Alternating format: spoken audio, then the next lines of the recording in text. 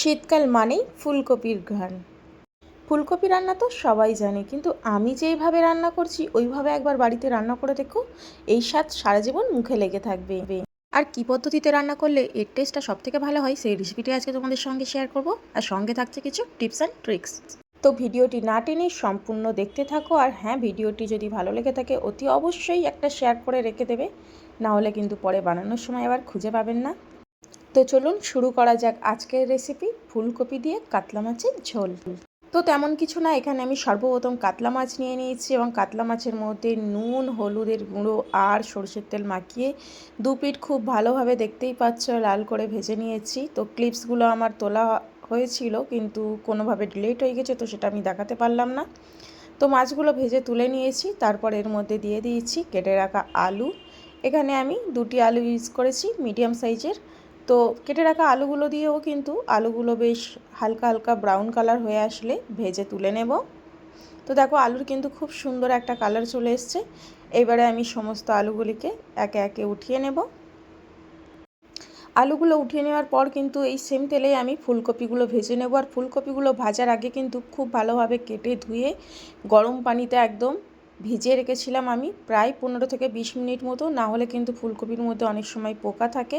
তো যার কারণে গরম পানিতে আমি ভিজিয়ে রেখেছিলাম, তোমরাও সেটাই করবে। ফুলকপি কেটে নেওয়ার পর গরম পানিতে 15 থেকে 20 মিনিট মতো ভিজিয়ে রাখবে। তারপর তেল গরম হয়ে গেলে এই রকমভাবে ফুলকপিগুলো দিয়ে লাল লাল করে, দেখো ঠিক যেমন আমি ভেজেছি এই রকম ভাজা ভাজা করে ফুলকপিগুলোকে তুলে নিতে হবে। এই ভাজার মধ্যেই কিন্তু ফুলকপিগুলো 60 to 70% কুক হয়ে যাবে। তো ভেজে রাখা সমস্ত ফুলকপি তুলে নেওয়ার পর সেম কড়াতে আমি দিয়ে দিচ্ছি পর্যাপ্ত পরিমাণে আরও একটু সরিষার তেল। তেলটা তোমাদের পরিমাণ মতো দেবে, কম বেশি করে। তারপর এই তেল গরম হয়ে গেলে এর মধ্যে দিয়ে দিচ্ছি 1/2 চা চামচ পরিমাণে কালো জিরে। কালো জিরে দেওয়ার পর 20-30 সেকেন্ড মতো একটু হালকাভাবে ভেজে নিতে হবে।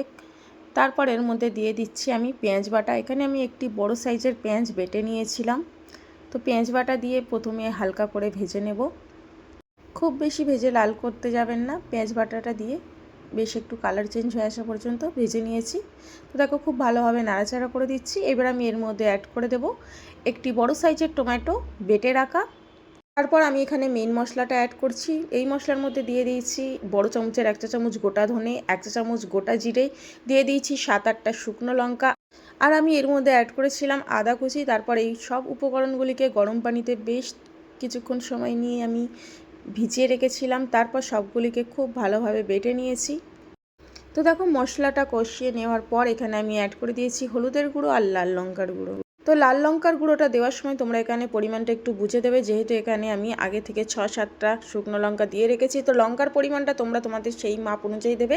এমনকি তোমরা চাইলে এখানে কাশ্মীরি লঙ্কার গুঁড়োও ইউজ করতে পারো। তো দেখো মশলাটা কষিয়ে তার মধ্যে আমি দিয়ে দিয়েছি স্বাদ মতো লবণ, আর দিয়ে দিয়েছি একদম 1 চামচের 4 ভাগের 1 ভাগ চিনি। এটা তোমরা স্কিপ করতে পারো চাইলে, কিন্তু চিনিটা দিলে খুব দারুণ একটা টেস্ট আসবে। তো সব মশলা খুব ভালোভাবে কষানোর পর এর মধ্যে আমি অ্যাড করে দিয়েছি আগে থেকে ভেজে রাখা আলু ও ফুলকপি। তো আলু ফুলকপি দিয়ে দেখো খুব সুন্দরভাবে আমি মশলার সঙ্গে কষিয়ে নিয়েছি। এইবার এর মধ্যে দিয়ে দেবো পরিমাণ মতো পানি বা জল। তোমরা যতটা পরিমাণে ঝোল রাখতে চাও সেই অনুযায়ী দেবে। আর হ্যাঁ, এর মধ্যে কিন্তু ফুলকপি ও আলুটা সিদ্ধ হবে, তো সেই অনুযায়ী দিও। তো দেখো এই পর্যায়ে তরকারিতে বলক চলে এসছে। এই পর্যায়ে আমি দিয়ে দেব মাছ, ভেজে রাখা মাছ আমি এর মধ্যে অ্যাড করে দিয়েছি। আর হ্যাঁ, তরকারিটা কিন্তু আমি 10 মিনিট মতো মিডিয়াম টু লো ফ্লেমে ফুটিয়ে নিয়েছি। আর আলু ও ফুলকপি যেহেতু আগে থেকে ভেজে রাখা ছিল, 60% মতো কুক হয়েছিল, তো 10 মিনিটের মধ্যেই কিন্তু সবগুলো খুব সুন্দরভাবে সিদ্ধ হয়ে গেছে।